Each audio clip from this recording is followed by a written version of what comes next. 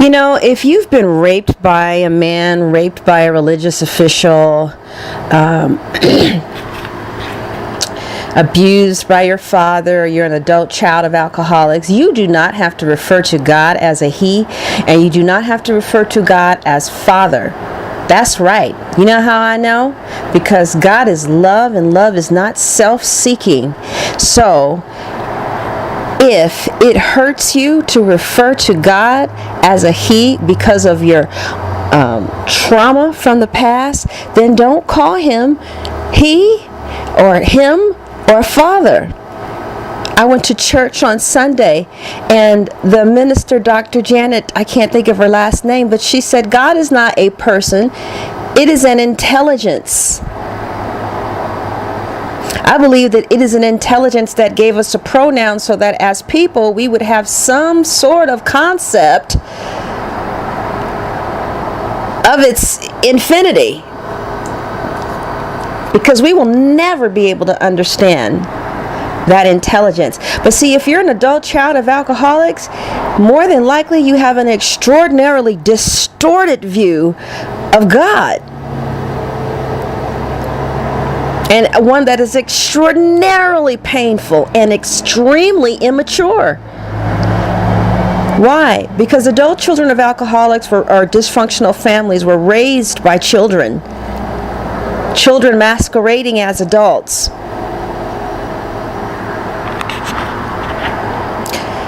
A functioning adult can do 5 things. A functional adult, is able to love themselves because they are born. They're able to esteem their value and worth as an individual.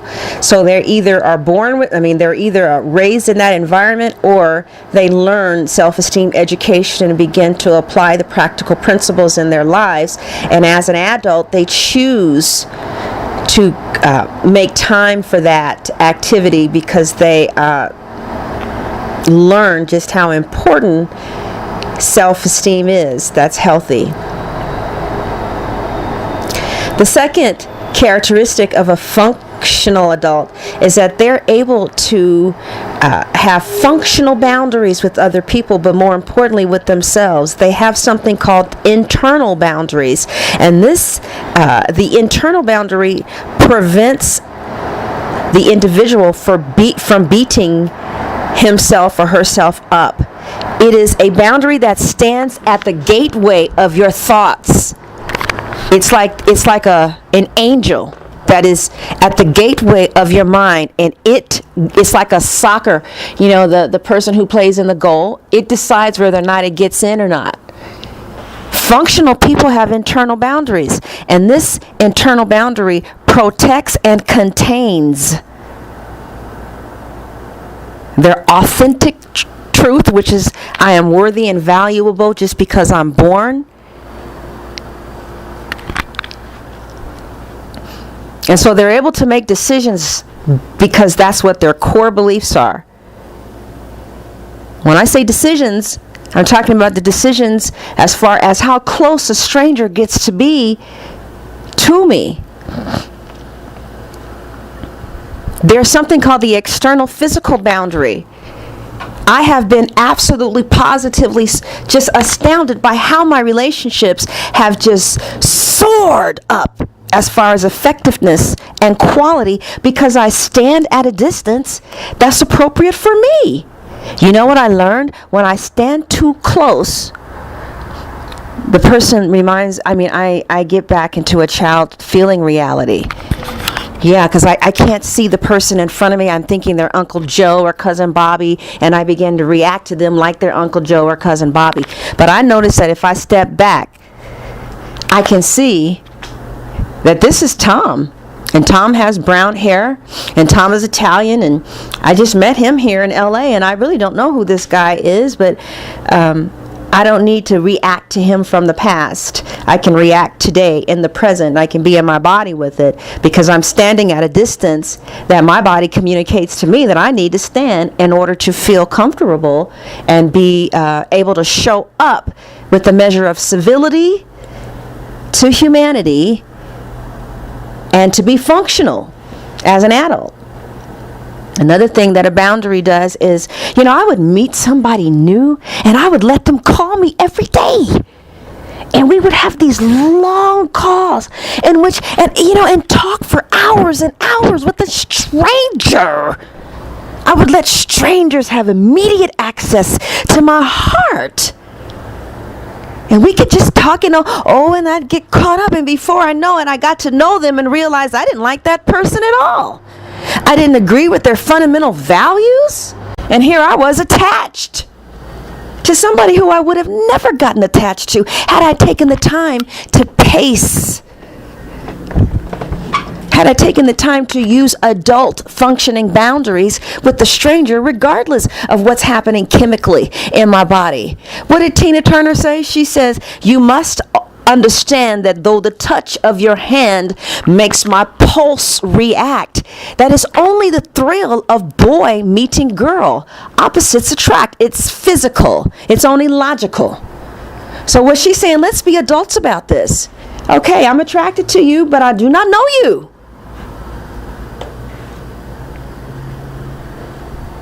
That's what a boundary does. Let me protect myself. I remember I dated somebody, and it was probably the worst experience of my life. I mean, it ended up with legal.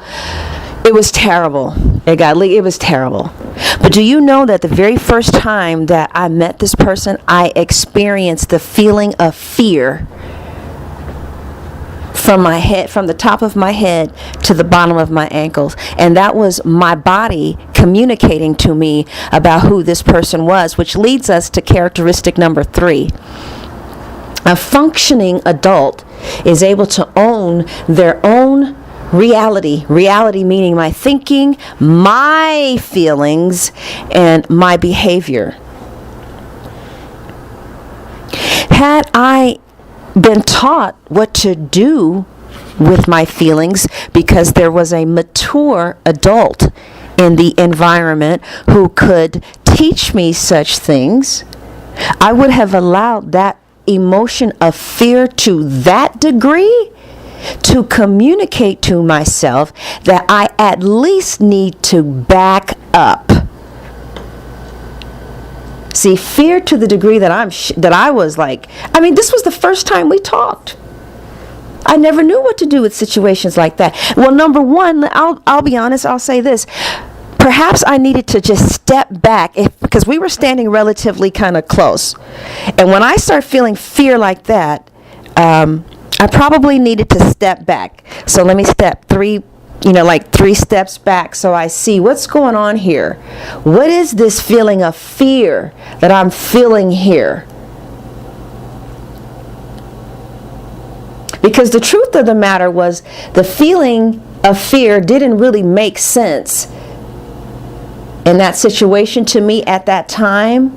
And now, in retrospection, because I'm learning how to differentiate someone else's emotional reality from mine, that was probably his fear that I was picking up on.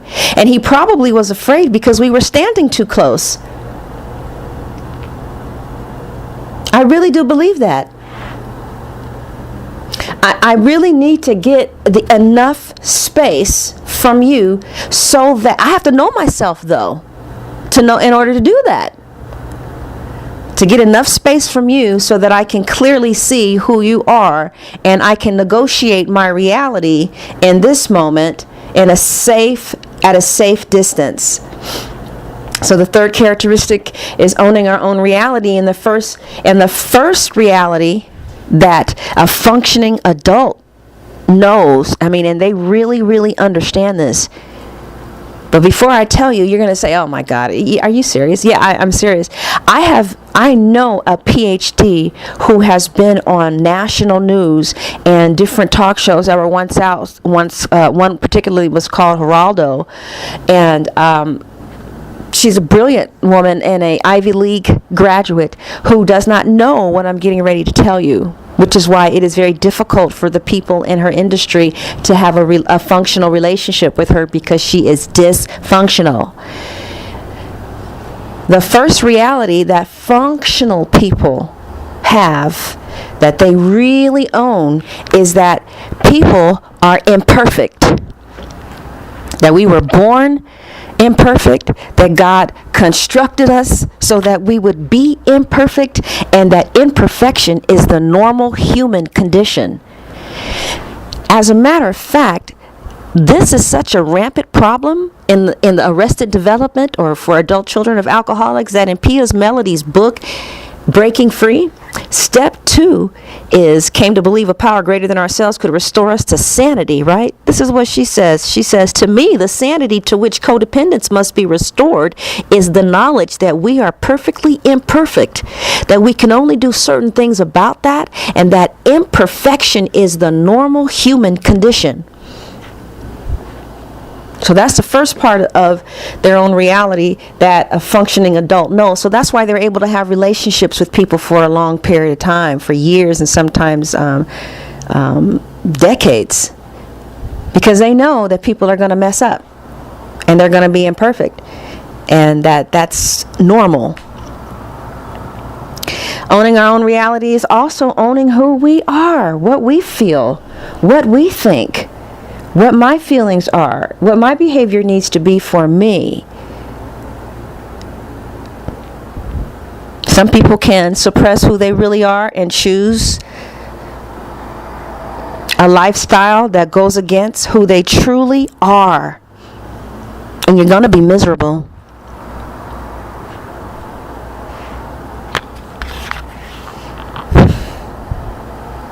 Some people are trying to get jobs as secretaries, and they know with everything in them that they're motivational speakers or that they are comedians. They know that they are a comedian. Or maybe they don't know. And that's the problem. They're not owning who they really are artistically. Because when we really own who we are artistically, we begin to start making decisions that are adult-like decisions. Decisions that are grounded in practical reality. Like, how do we get paid to do this? Okay, I have bills, I need to eat, I need to find out how to get paid to do this and do whatever steps I need to do to really get dead serious with it. That's when you know who you are. No, I cannot do that. I'm a basketball player. This is who I really am. Owning your own reality. There's so many people at jobs, they have no business being it because they don't know who they are.